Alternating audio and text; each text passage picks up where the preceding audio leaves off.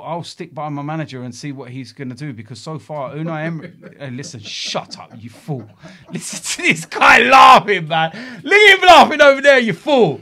You're just lucky you got a new backdrop sorted out, because I'd have been cussing you this week. Listen, do you know what I mean? Hi, and welcome along to the All Guns Blazing podcast with my man DT in the building. Same. Right, we are here to talk all things Arsenal, and you know, this is the baddest podcast around, man. Yeah, man. What do you reckon? Yeah, of course. Of course. Sure? Yeah. All day long. All day long. Everyone loves tuning in to see whether I've been behaving. Have you been behaving? Yeah, I have actually. What's this? These hats here? Behave. Behave. It's my new brand. Brand? Yeah. Yeah. When's that available then? January. There's going to be 6 different hats. There's a few other little bits and pieces. Can't say much at the moment, but yeah. What shops are those in then? You'll be finding out details all in due course. Oxfam? No disrespect to Oxfam, by the way. They do a great job. We've been like 1 minute in and he's started on me already. No disrespect to Oxfam. They do a great job, actually, especially at Christmas time. Yeah, definitely. Listen, let's dive straight into it, man. What a week. What a busy week of football it's been for Arsenal. 2 huge games. Yeah. Spurs on Sunday, right? Wednesday night, it was Manchester United. The 2 games, 4 points. First of all, I want to ask you, just answer this yes or no. Before those 2 games, would you have took 4 points from those 2 games before we started? So, yeah. Okay, fair enough. Although the other night against Manchester United, I felt very disappointed leaving out there without a win. But we're going to get to Man United. Let's sort of rewind back. Crucial, Robbie. Rewind back to Spurs. Yeah. Can you remember a better atmosphere, a better North London derby at the Emirates Stadium? I mean, I know we've had the 5-2s and stuff like that, but can you remember a better game than that? I just think that game had absolutely everything. It had incidents, 2 penalties, a sending off, brilliant goals, electric atmosphere. Yeah. It was just, for me, it was just like the complete North London derby. You're talking about atmosphere. I think that is the best I've ever been in at the Emirates over a continued period. There's been moments at the Emirates where it's been insane. Arshavin against Barcelona. Yeah, that was a moment. Danny Welbeck, Leicester. Yeah. I remember Thierry Henry in the last minute header against Manchester United. Oh, yeah. Remember that one? Thierry Henry when he came back against Leeds United in the cup. Yeah. So there's been some little moments, but this was a continued. Sustained. It was electric, and when that 3rd goal went in and the 4th goal, people were saying they could feel the place shake. It was. Even I was watching it back on TV, and Gary Neville said, "It's giving me place goosebumps, man." It was amazing. That was amazing. He goes, the place is shaking. He goes, it's electric in there. I mean, why couldn't it be like that all the time? But it was unbelievable. I know. And I think I was chatting to somebody today actually, and he was saying, Robbie, what do you think was the better, the 5-2 when we beat them, or the 4-2 the other day? And I said to him, for me, the 4-2, because number one, when we've beaten them in the past, we were kind of expected to win. We were the favourites, right? We went into this game, we weren't the favourites. No. A lot of people had written us off. Your Tim Sherwoods, Mercer. That was annoying, that people were writing us off. It was so disrespectful. Yeah, but they were writing us off, right? So we didn't go in there the favourites. They came in off the back of a massive win against Chelsea, where they destroyed Chelsea. Let's have it right. Great result against Inter Milan. They came in flying confident, right? And we just, we got off to a great start. Then they pegged us back with, I thought it was a dive, but they pegged us back 2-1. They're looking good. Dyer shushing the North Bank.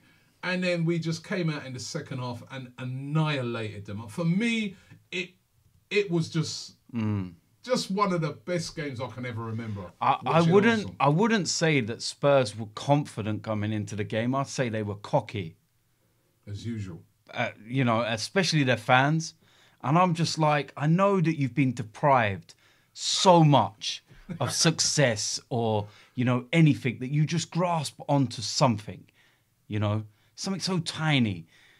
But come on, they've beaten us once at the Emirates, I believe, since it's been built. Yep. So what gives you any kind of cockiness or confidence to say you're going to come there? Flying. But even so, they were flying last year. They'd just beaten Real Madrid. Yep.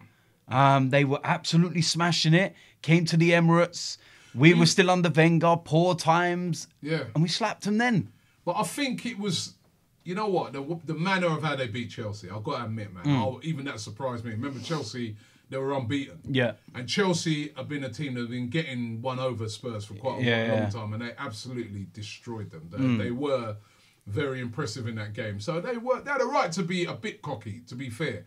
But we put them in their place. Yeah, massively. And that was, to a man, I said it afterwards, I think that everyone just played to their maximum.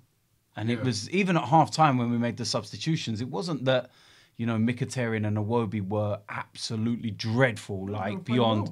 Well. We just needed something a bit different. We needed that bit of clinicalness in front of goal. And now we were 2-1 down, you know, and without bringing it back to Wenger, like I said at the time, he would never have made those substitutions at half-time. Well, there's listen, not hoping else. No, but it wouldn't. He wouldn't. And this is the difference in us. Half-time changes, like, you know, and we've done like a tactical insight show with Graham, and he was highlighting that actually he changed it twice in the second half. 3 times in total he changed the formation. Yeah, 3 times. We've not seen these sort of tactical. No, how many times do we sit there and say there's no game management? There's no playing to, you know, adapt to the way the opposition's playing. It's just, I'll go out there and just express yourself. But the difference is we ain't got Vieira, Henry, Perez, Ljungberg, you know, all those type of players that you could say, off you go. And the Premier League's a lot harder, in my opinion, now, compared to back in the day, because there's so many teams. Yeah. You look at us at the moment, how many points we're on, unbeaten run, yet we're still 5th. Yeah. I know we're joint 4th, and there's only goal difference separating us, and there's only actually 2 points between us and 3rd. But that's how tight it is. And I feel that it's going to be like a yo-yo at the moment. One weekend, we could be 3rd. You know, Spurs would be 5th and Chelsea 4th. The following week, we could be 4th, Chelsea 5th, Spurs 3rd. And I feel that's how it's going to go. And I've said from the start of the season, I think Man City and Liverpool are the top 2. And those 2 are going to slug it out. And I still think Man City are going to pull away eventually, although Liverpool are doing well to hang in there. And then it's between us 3 to finish in those last 2 positions for 3rd and 4th. What about United, no? Nah, man. Nah. Man United need to concentrate on just trying to finish in the top half. I don't think that they're even going to get into the Europa League at this rate. You know, their levels are Bournemouth and Watford and Everton and teams down there. Go and play with them guys. Off you go. We're up there. And I said it to you. The one problem that we've got is that we're doing so well at the moment that some people's expectations have gone higher than they should be. We need to kind of... What do you mean with that? Because we need to stay grounded. We need to understand that our objective is the top 4. That's our objective. We're not going to compete with Manchester City. You can see already that we're still a level off Man City. Yeah. Maybe even a couple of levels off Man City. I don't think anybody's saying that. No, not that we're going to win the league. It's just that some people now... I don't know if this is a good or bad thing, but when we draw games, it's like the end of the world. Yeah. Well, you know what? In a way, that's kind of a good thing, right? Yeah. See, I was driving home from the game the other night, right? And I was so disappointed, right? And then I thought to myself, last year I would have been elated with a point at Old Trafford, and I feel disappointed. And I'm like, but actually, that's a good thing because it's starting to get back to how I used to feel. Yeah. When we went to these places and we got a point, I weren't happy. I was like, well, not that I was being unreasonable, but it's just the standards were high. Yeah. And I'm going to Old Trafford thinking we can get a win. Whereas over the last few seasons with Arsenal, I go to those places and I'm like, oh, we go to small clubs. And I'm like, you know, and I speak to fans before the game and they're like, yeah, I'll take a point. You know, they go to Bournemouth, I'll take a point, you know. Yeah. Watford, I'll take a point. We shouldn't be going to, no disrespect to them teams, we should not be going to those teams saying we take a point. We should be disappointed with a point at those places. We should be going to those places going to win. Yeah. And I like the fact that the standards are starting to get raised. The expectations are starting to get raised. I think that's not entirely a bad thing. I know what you're saying. You don't want to get ahead of yourself. You don't want to get carried away because the season's still quite young. And there's still, we can still see there's some problems there. But I am starting to get a bit excited with my team again. Yeah, we all, The fans, right? You know what I mean? Home and away, they're all behind the team. Yeah, we all are. It's a beautiful thing right now. You know what I mean? Because we've had years of this, man. Years of people walking around with banners and things like that. I'm not going to mention any names. Flying planes. That had nothing to do with me. Hey, don't even get that one because you're going to have people thinking that was me. To that? I never donated nothing to no plane. You donated to that? No. Right? Do you know what I mean? He's pointing at you. I'm nothing to do. Listen, the banners, yes, all right. I hold my hands up. I've been pictured with them. Everyone knows. But you know planes, no. I'm just happy at the moment. I'm going to games, right, and everybody seems behind the team. You know what I mean? Everybody's singing Unai Emery's Red and White Army. Everybody, I'm really, really enjoying this at the moment, and it's sort of filtering down to all parts of the club. Even the kids the other day when they went over to, you know, we was in the Ukraine the other day, both of us freezing our asses off, but we was over there the other day. And going into that game, and when I was like, we're going to take pure kids. Yeah. And you're going to be playing, all right, I know they're not the greatest team. What do they call it? Vorskla. I know they're not the greatest team, but basically they're going to be playing men. They're going to be playing their full team. So I was like, if our kids can go over there, who are not used to playing in it, you know, and you go over to minus 13 degrees and that. We've seen what's happening in the past with Arsenal. When we go to those places, we never win in those temperatures. And I'm like, if we can go over there and get a draw and it means that the unbeaten run is still going on, I'm going to be happy with a draw. Yeah. In that game, I was saying, we went over there and won 3-0 easily. Should have been 4-0. Very comprehensive. I'm like, it's filtering down to all aspects of the club. The winning mentality is coming back. Yeah. And I'm so happy about that right now. You know, we said it even after the Manchester United game. I said the one thing that stuck out for me, was that when the players came over to us, there was that look of disappointment in their faces. Yeah. Now, a lot of teams, regardless of where Manchester United are right now and whatnot, Old Trafford's still a dangerous place to go because they could turn it on at any time. Lost it once this season. And let's be honest, that's possibly one of Manchester United's best performances this season. That's what their fans were saying. But yet we still dictated that game, controlled that game, never played to the levels we could.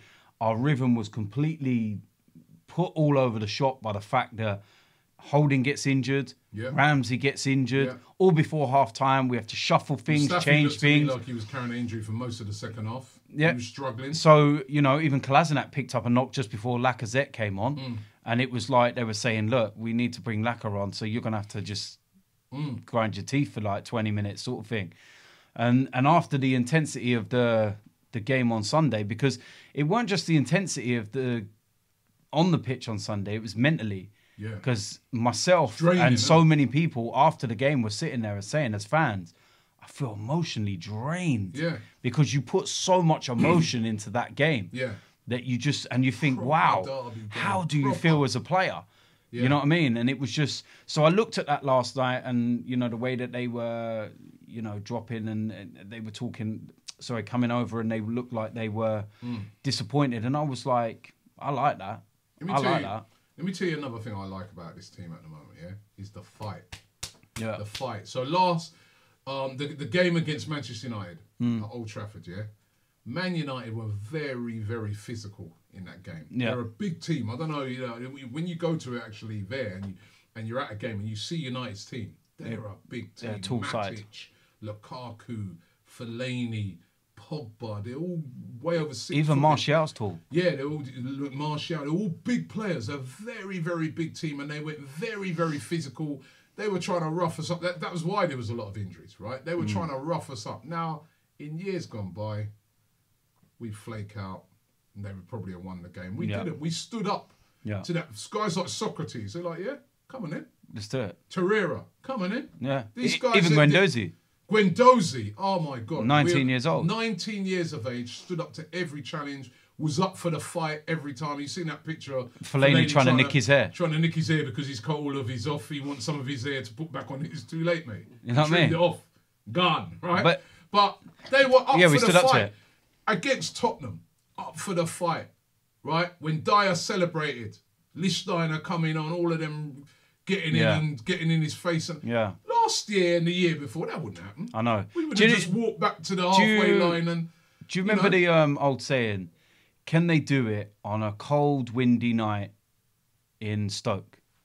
It's now, can they do it on a cold, windy night in Manchester? Because that's what they've become. All you needed was Tony Pulis sat in the dugout. That was it. That was like Stoke. That's exactly what it was. Yeah. And what Mourinho said was, this lot are flying. And if you give them the opportunity to play, they'll tear you apart because they're better than you. And Mourinho knows that. So he was like, rough them up. Let's get it on them. Let's stick it up them. They won't like it. Nah. But yet we turn around and we're like, come on then. Come on then. Kolasinac. Good luck trying to march over and do it. I see a couple of Tottenham players trying it on with him and they soon run away. Even Bellerin. Even he's having it. Even Bellerin done bad, man, right? I see him like... right, listen, Bellerin is normally like, you know, it's not in his nature to be a rough guy, right? And I see when Vertonghen got sent off... he went over and said something. He went over to him and like, he said, yo, get off the pitch, you idiot. That's exactly what he said. But that's what he seemed like. He's like, get off the... I know. Bellerin. And how many times have we sat here, even on this show, and said, Bellerin's too nice? Too nice, we say they are. Do you think maybe some of Lichtsteiner's rubbed off on him? Yeah, I do. I think some of Lichtsteiner, I think... You know, I look at a guy like Torreira, and he just looks like... Do you know what?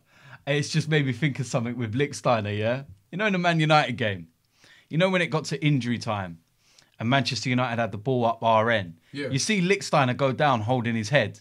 Yeah. There was nothing wrong with him. Nothing wrong with his head. But he knew that is a guy that is tactically knowledgeable and knows I need to slow this down. What will stop this game? Head injury. Yeah. Oh, I'm going to roll around the pitch and hold my head. Ref straight away. What happens? Mourinho and everyone else is going mad. Then they had to put the ball out. And then we had to kick it back down to the house. Sensible play. Exactly. Things that we've not done in the past. And I'm liking this little edge that's coming in. And I think a lot of that is coming... It's the manager. I know, and I think a lot of the teams we're playing are starting to notice it as well. Yeah, and they're starting to think they're not not soft top because let's have it right. Teams used to think in the past. It's Arsenal. Yeah, pretty football. How many times we hear that we go away? Yeah, pretty football, but we're rough. But we can mix the both. We can still play pretty stuff, and we can still say, all right, let's go toe to toe. One guy that's instrumental to that is Torreira. And what I like about Torreira, he's not just a rough player. He can mix it up. But he's got so much ability. Man. He's got serious. So much. I mean, against Tottenham, he was exceptional. It was just... How many times do these pundits need to keep questioning this little guy? You know, it was a joke. Sherwood said that Eric Dyer would get into him when he done his 11 instead of Torreira. Even Paul Merson. Paul Merson. Boy. Did he not learn from Liverpool? I don't know. I was listening. I must say, I was really... And I met Paul Merson many times, and I like him, right? But I must admit, man. So listening to, I was driving home the other night, and I was listening to TalkSport before the North London derby, and he was talking, and David Seaman. I was surprised at him as well. And the way they were talking, I had to say, nah, man, come on, right? Paul Merson was basically saying that if Tottenham turn up, Arsenal got no chance. Is what he was saying, no chance whatsoever, right? And then David Seaman, which surprised me a bit, he was there saying Arsenal, he was not as bad as Merson, but he was saying basically Arsenal had a lot of luck. Yeah, if you look back at the victories we've had, there's been a lot of luck. This penalty went their way, that went their way. I'm like, yeah, that's every team. It happens. Gets a bit of luck along the way. Look at the Manchester United game. Unbeaten run with a bit of luck. Exactly. You talk about the Invincibles. Robert Pires, falling over, shall we say, against Portsmouth to get a penalty, and we got 1-1. And I really felt, listening to both of them, that you're not giving this team enough credit. You're not giving the manager, a new guy has come in, and has taken over from a legendary manager who was at the club for 22 years, brought so much success to the club, was more than a manager to this club. Love him or hate him, he's more than a manager to this club. And you step into those shoes, and you, after losing your first 2 games, go on a 20, or at that time it was a 19 unbeaten run. And everybody's just saying, yeah, but you ain't playing now. Well, what do you expect to beat all those teams? What did I say to you? Other teams not on there? What did I say to you the other week when we was talking? All these pundits want to talk about the Premier League being the best league in the world. The unpredictability, how anyone can beat anyone. Then the moment we start beating all those teams, well, they're not no good. So the other night, they're rubbish. Wolves turned over Chelsea. It happens. This is the thing. Wolves are a good team. We saw that ourselves. Exactly. You know, but we still scraped. We had a bad day at the office that day. But we got we got a point. Yeah. You can't just disrespect things like that. And I felt really, I listened to some of these guys before the game, and I'm like, yeah, listen. When is it that Tottenham became Barcelona? Exactly. They're a good team. Paul Merson is kind of like, he's pissed me off with some of the stuff he's come out with, but you still got to respect the fact he's an Arsenal legend. I respect that. Tim Sherwood is just a straight out prick, and there's a reason why that guy is not a manager anymore. Well, you can see because it's not because you're old. Combined 11 of Spurs. Player so hold on a minute. Not even that, but you're putting Harry Winks ahead of Aubameyang. Are you smoking drugs? Seriously, there is a serious. Top goal scorer in the Premier League. There is a genuine reason why this man is not employed as a manager. It's simple. Why is no one else out there? This is a manager that he's got the experience. He's done some time at Spurs. You were shit. Done some time at Aston Villa. Go and ask them what they think about him at Aston Villa, because he was shit. And then, why is no one else coming to, get your wealth of knowledge? You just answered the question twice. Because you're shit. And if it wasn't for Alan Shearer, you wouldn't have a Premier League winners medal. You're shit. So Tim Sherwood, he just needs to stay in a job. What? Listen, are they still going to keep doubting this team now? They still will. They will. Of course they will. There's players of real quality in there, as I said, Torreira. Do you know what? Torreira, right now, for me, he is amongst one of the best holding midfielders in the league. I'd only really, at this current moment, the only player I say you could possibly put ahead of him would be Fernandinho at Man City. In terms of form. In terms of form, in terms of, consistency. He's a top player, right? And I probably...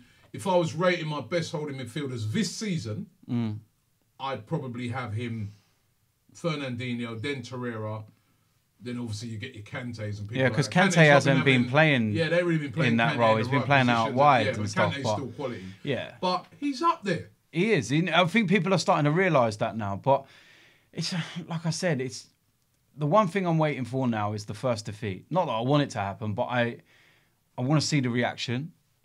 And I also know that the reaction from the media will be, oh, well, here we go. The luck is finished. It's done. And they're going to be there, like wild animals just waiting for their prey. Just like, come on, lose another one. Drop another point. Come on. So we can write a story and they're going to love it. And that's where us as a club need to stick together and be like, right, and for people that are not old enough and don't understand, go to 1991 when George Graham was manager, and they've done some, and there's video footage out there for you to see it, after the original Battle of Old Trafford. And George Graham was sitting down at the training ground talking to the players about everything that's going on, and he was saying then, the media have got it in for us. Nothing's changed. 30-odd years down the line, nothing has changed. The media still don't like us. It's fashionable to criticise Arsenal. And he was saying to the players, just go out there, do what you need to do. Don't start being soft or anything like that. Still get in there, still, be tough, but don't give them anything to latch onto. And that was in 1991. And it's so, it could have been said yesterday. Do you know what I mean? Were you surprised at how bad Man United? Nope. As you said, a lot of their fans are saying that was one of their better performances this season. I was shocked. Honestly, I was genuinely shocked. It was like looking.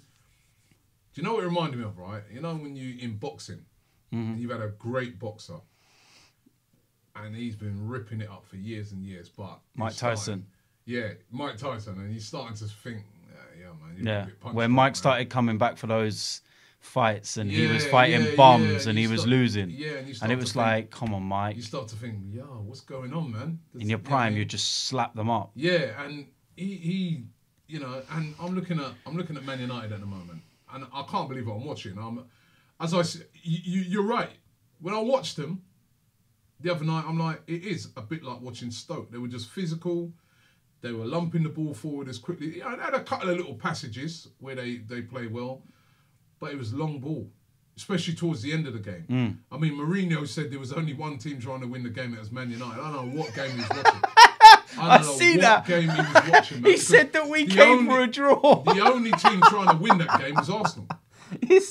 Even their own fans were like, and then to hear Arsenal fans singing, we want you to stay, Jose Mourinho. Yeah. The tables turned. Massively. You know what I said? I said this in my interview afterwards. In my interview at Old Trafford last year when we lost to that 94th minute Fellaini goal and whatever when our kids were playing, I turned around and said that Manchester United have spent over £400 million to be a glorified Stoke. And I said that, and I got a lot of criticism for it. And I said, watch next season. You'll see it's going to really come home to you lot next year. Told Flex, told everyone. And now they're starting to see it. How can you have those calibre of players? I'd have Martial, wouldn't you? Yeah, all day I'd have Martial. Bailly, right? Wouldn't you'd have him? Rashford. But then you say, but then have you, all these players. but then you, how can they be? You know. but then you say that. the But system then they you put- say I mean, that. Look at the players that are performing for us this season, and look at them last season. Yeah. So it's the same. This is why we compare Manchester United and Arsenal and laugh now, because it's like we've literally gone. There you go. Like even AFTV, you've literally passed the mantle over to United stand and said, "There you go. You go and have the bag of popcorn. Go on, off you go. Oh, off you go. Go and get some. You know, you're the banter club, and you know once the results come in, people are not putting popcorn emojis up for AFTV now. It's United stand and chill. Yeah. Do you know what I mean? And we've literally passed the mantle, and we're sitting there. And I said last night to Flex, I said it to other people and other Manchester United fans that I was speaking to, and I said, I would feel sorry for you if you never took the piss out of us when it happened to us.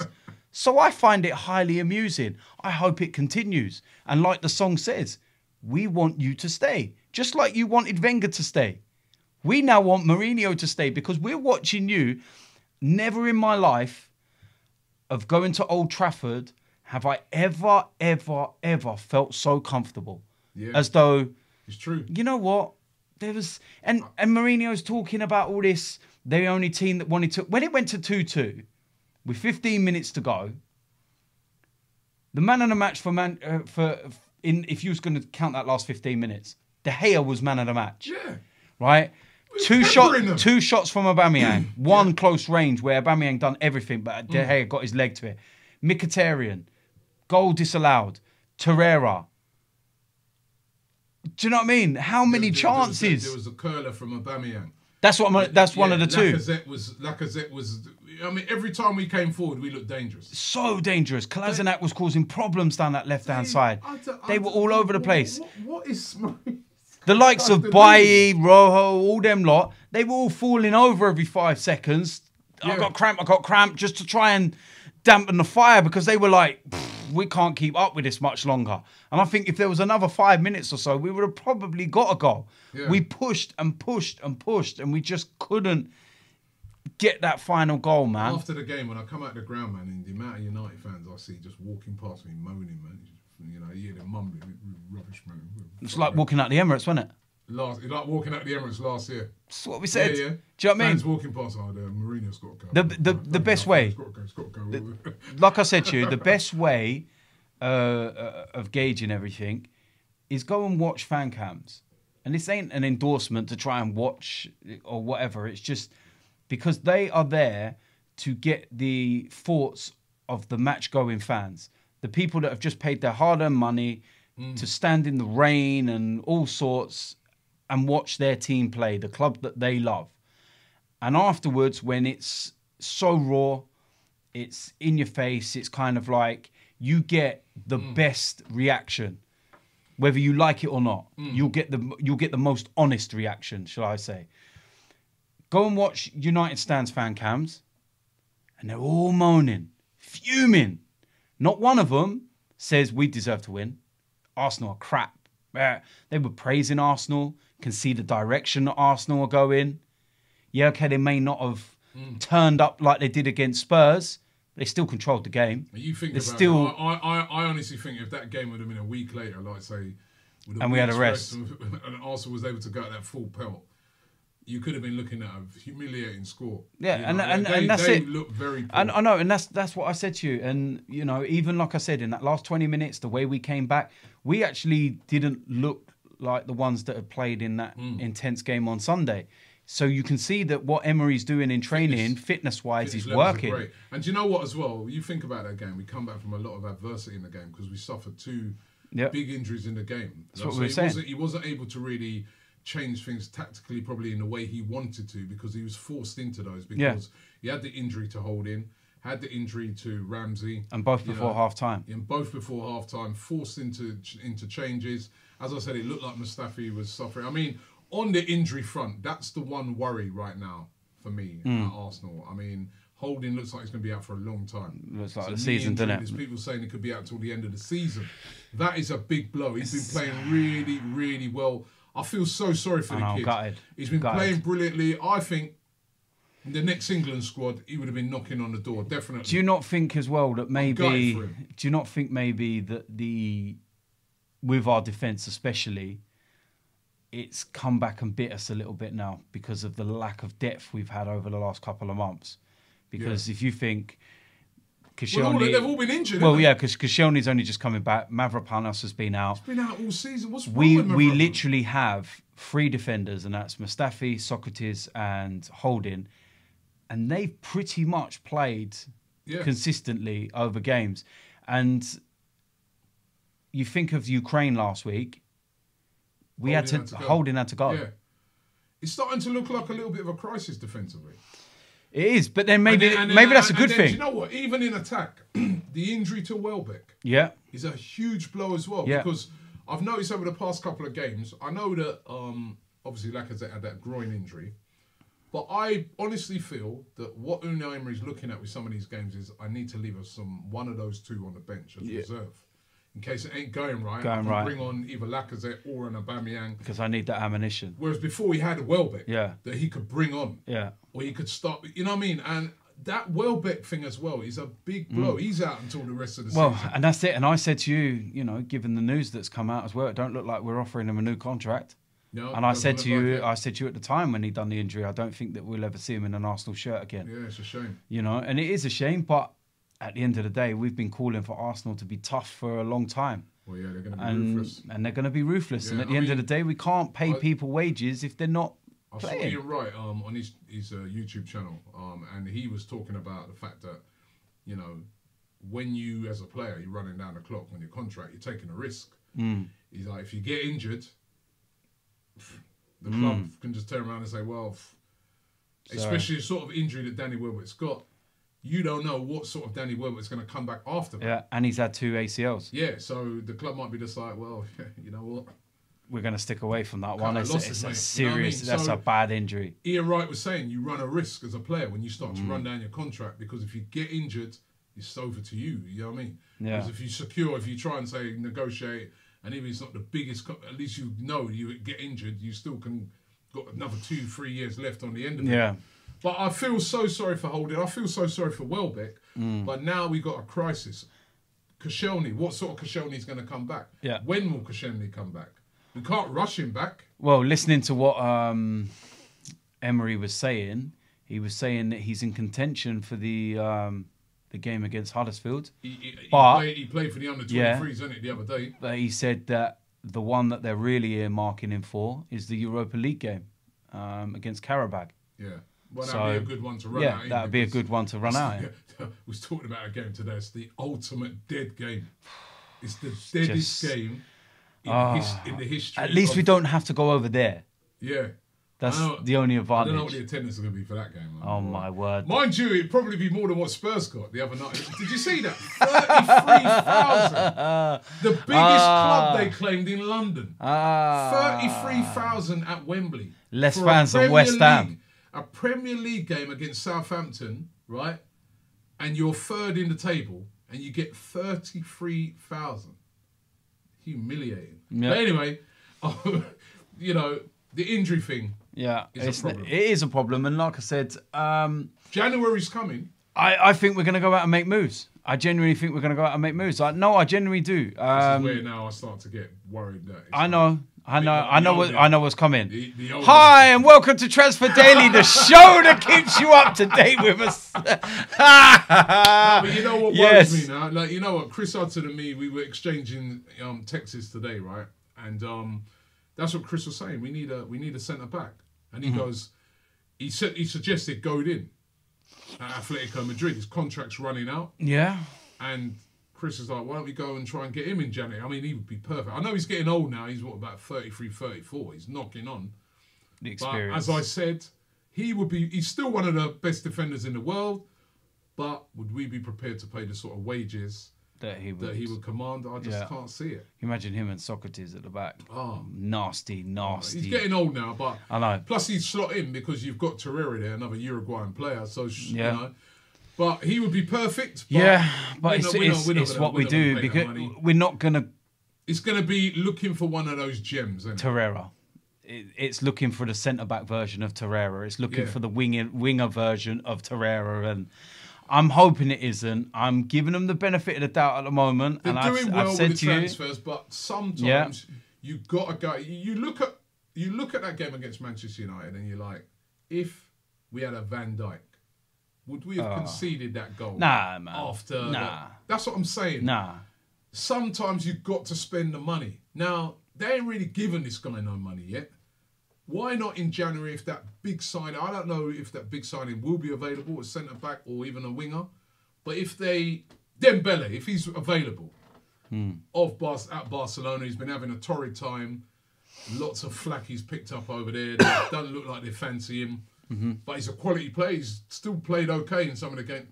If he's available, I don't know, 80 to 100 million, could you see... Stan Kroenke, who knows? Putting up the... I can't. We put up 90 million for Lamar. I can't see it, man. I know, but let's just wait and see. I told them I'm giving them 3 transfer windows. Emery's already had one. Did they spend any money in that one? No, but we can't argue with it because it's worked out bloody well. It has, but it has. Torreira, Socrates, not too sure about Lichtsteiner. Leno. But... I'm just saying. No. We need a winger right now. Oh, yeah, we need a winger and a centre-back. There's one there in Barcelona. Yeah. If you went over there with a wad of money, I reckon you'd get him. And he would fit in. He knows Aubameyang. They're friends from thing. He knows Mislintat. They're all friends. He likes Arsenal. You saw that picture even before the season started when Lacazette had his party or whatever. He was at the party and he would be perfect. Round Aubameyang's house, wouldn't he? Yeah, he would be perfect. Now... Yeah. Will Stan Kroenke give Mislintat the 80 or whatever 100 million? We will wait and see. At least we don't have... I'm willing to wait. Are you really arguing? I'm willing to wait. I want to just see what he's going to do. I even put a tweet out this week and said, we're going to really see whether they do it. What I am happy about is that I don't have to listen to Ivan Gazidis' waffle anymore. I watched his little interview when he was introduced to AC Milan this week, and just watching him, I was like... Liar. Everything that was coming out of his mouth, I was like, liar. That's what you said 10 years ago. You're a liar. AC Milan going to eat you for breakfast, man, because their fans ain't going to put up with half the crap that we did. Do you know what, as well? When he was leaving the club, somebody that I know, you know him as well, went for a meal with him and asked him, said, Ivan, will there, now that you're going, and now that there's new guys in, any changes to the model at Arsenal? We're going to be going out and splashing it. And he said, no, it's going to be the same model as what when he was there. That's why I don't think we're going to go out. Thanks for throwing that grenade in the room. Well, you know, cheers for that. Mention no names, but you know, that's what I was told, and you know, I was really disappointed to hear that. That means that basically we're relying on Mislintat and Sanelli and all these guys going out and finding gems. We'll see. And you know, right now, I know. Doing that all the time? No, you can't keep doing. No, you can't keep doing it. And the other thing that worries me in the future with these things is that when you find gems now, and this is where I want to see a change in Arsenal's philosophy, yeah, because I don't think we should be selling Ramsey. You know, especially after that Tottenham game, he put in. I don't think these are the times where we should be keeping our best players and building on top of it, right? But I worry that in the future, what happens in the end of next season, Man City come along and say, we need a replacement for Fernandinho because he's now 34, 35. Torreira. Whoa. Are we going to be able to hold on to him? Or are we going to be getting... That's why we need to lay down that money now, because right now, Torreira is on less money a week than Cole Jenkinson. He can come in defence. No, don't get me started. Don't get me started, all right, please. He's done all right. No, he finally justified his £62,000 a week wage. Well done. You're not disrespectful, man. No, it's not disrespectful. He's just not good enough. I'm sorry. But when he's been called upon this season and he's coming, despite him being out for ages, I know, that's great. Right. You've done all right. That's fine. Great. What are you talking about the money? That's good. In January, bye-bye. That's what he got negotiated. He's been coming, been asked to do a job, and he's done it professionally. Okay, well, you can go in January now. As long as you don't pick up a mysterious injury when the window opens, like you always do. He always gets injured when the window opens. Yeah, but he doesn't do it. And then the moment the window shuts, I'm fit. Let's go. He doesn't do it deliberately, does he? It happens every time. But no, listen. He could be called upon. Torreira, they need to sit down with him at the end of the season, offer him a 10-year contract, ridiculous amounts of money. I don't know, just give him everything, man. He's a gem, man. He's what we've been after for so long. And yeah, we need to tie these players down. And that's where I do think things are different. Fantastic. You know, as you said, you would have took that before those two games. Yeah, of course.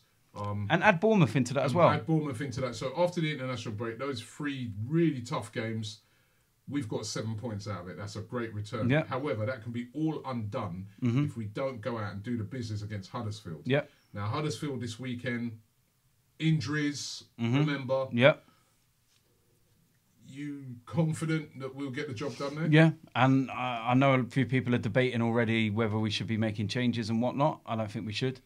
Go with a strong lineup, get the job done, and then they can have a week's rest because none of them are going to play against Karabakh.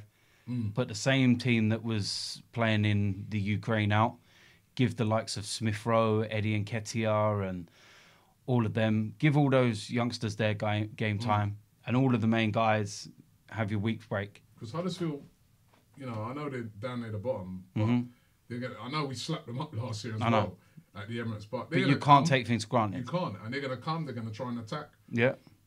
They play a good brand of football. They've got a good manager. We cannot afford to be complacent. No. Granit Xhaka will be back in there. So that's, and I have to say he's been playing well. That's what we want to see. He's smiling for. He's smiling for. Say nothing. Say nothing. But he has been playing well. I told you what the guy was going to be like next to Torreira, didn't I? I told you. I said it. What about Ozil? Let's not talk about that one. Well, he ain't smiling now, eh? No, he's injured. So you told me about that too. He's injured. Huh? He's injured. What's wrong with him? He's got a bad back. Back spasm. Do you believe that? Why should I not? We had this discussion already, I swear, when it happened before. And I said to you... That's why I'm saying. Hey, listen! Who am I to... How many spasms in this guy's back, man? Boy, I don't know. Maybe it's because he's had to carry so many people. Yeah. But no, getting onto the subject of Xhaka. Granit Xhaka's been playing really well. And people realise just how important he is when he was not there against Man United. Although he still needs to cut out some of the sloppiness in his game. Yeah, like Wolves. against Wolves, and we've seen that a few times. But then what I like is that since then, he's came back. He was excellent at Bournemouth. He was excellent against Spurs. He was. So, you know, those kind of games. And it was just such a shame that he wasn't there for the Man United game because as well as Guendouzi did, we missed Xhaka big time. And he's got that physical presence. Yeah, he's another nasty one that would have just stood in there and said to Matic, don't even try it, mate. That little Herrera, he just swatted him away. Go away, you little pest. But listen, it is what it is, man. This Ozil thing, right? Now, do you want me to give him my honest opinion? Does he fit into what we're doing now? I honestly think he's going. You reckon? I think he may well be. Where though? Who's going to pay those wages? China? He ain't going to no China, man. Ozil ain't going China. I don't know. Maybe he'll go back to Turkey. Who's going to pay him 350 grand a week? I don't know, do I? What do I look like? His agent? No, he's my boy, but I'm not his agent. No one in Turkey's got that sort of money to pay. No, I think some might. We're on about football here, yeah? Yeah, well, he's mates with that president, isn't he? Listen, nobody's going to pay him that sort of Look, money. I don't know. You know my thoughts. I love the guy. I think that he's an unbelievable player. Does he fit anymore into what we do? Looking at the way Emery's setting up, I think that he fits certain games and certain games he don't. Like Bournemouth, for example. Emery went, you don't fit for this one. I'm not going to play you.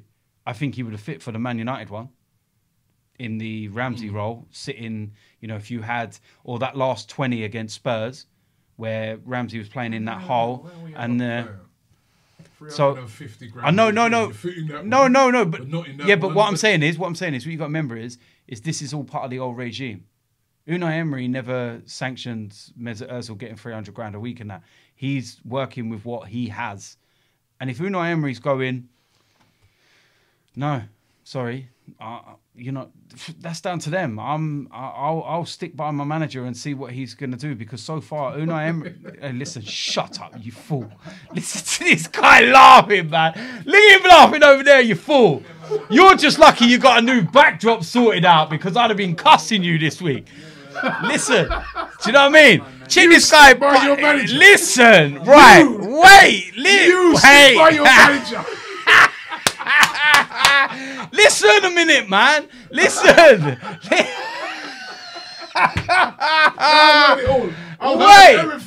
That's it. That's right. Hold on. Hold on. I can die happy. You stick by your Listen to me. All right. Listen to what I'm gonna say. Yeah. Arsene Wenger was manager for 22 years.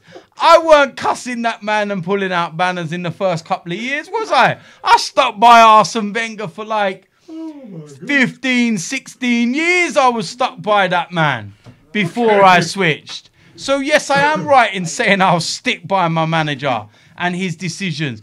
And what has Unai Emery done to make me doubt him? He hasn't. So far, he's done brilliantly. He's done brilliantly. And I just love the way he's coming across with everything he does. He's infectious. The way he treats the players.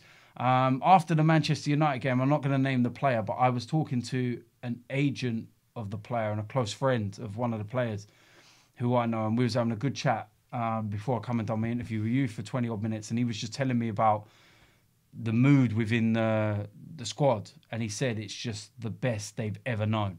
And he said everyone is genuinely happy.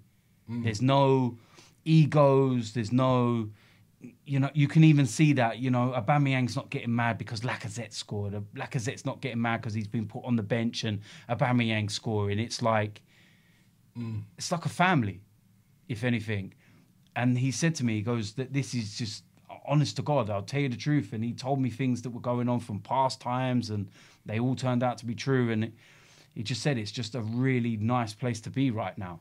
And there's going to be testing times when defeats come along and things ain't going well.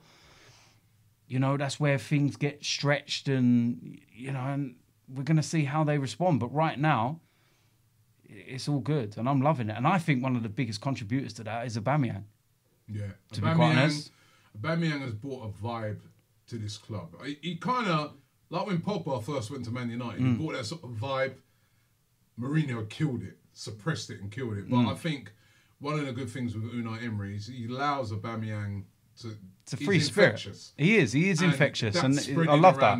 I love that. And you remember when he first came, and everyone said, "Aubameyang's he's going to be problems." Yeah.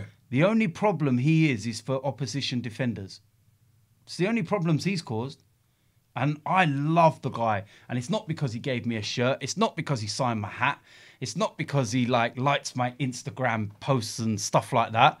And maybe it's a little that as well. But no, I just genuinely love the guy because he's a fan's favourite. He's a player that has a connection with the fans. And I've been saying this for a long time. It's a rapport. I remember one time saying this to Director of Communications at Arsenal, saying, listen, these players, you need to get a message across to them that they need to have a relationship with the fans. And I see that relationship coming back now. I saw the other day when we went to the Ukraine, when every single Arsenal player came over and they genuinely thanked the fans for coming. There ain't a little clap and walk away. Yeah, they knew that it was -13. They knew that all the problems we had getting there because of the change of venues and stuff like that. And it was almost as if they made it a point at the end of the game to come over and say, hey, guys, you know what? We know, man, for you guys to come here to support us in all these circumstances. And they would. That reminded me of what I see in Germany with those clubs. And I really appreciated that night. And that's when you start to get a connection with the fans. And that's when the fans, you know, when you make a mistake, they don't start talking about how much money you earn straight away. You're on 350 grand a week. And they start to say, oh, all right, come on, lift your head up, come back. Yeah. You know, and that's what is a good thing. And long may it continue. Yeah. Like you said, tougher times are ahead. You know, it's not always going to be rosy. Maybe. You know what I mean? Who knows? But we're enjoying ourselves at the moment. We're enjoying ourselves at the moment. Listen, thanks for watching the podcast today. Don't forget, available on all formats. You can download it. If you go to the description, you can get all the details if you're watching on YouTube. Also, don't forget, I do a podcast on Channel 4 called The Real Football Fan Show Podcast. There's a link going to be in the description as well if you want to download that one as well. But listen, your favourite podcast is here, right? My man DT's back. He's still chatting nonsense, but listen. You're such an you know what? idiot. You've been very positive today. I know. And as DT says, support your manager.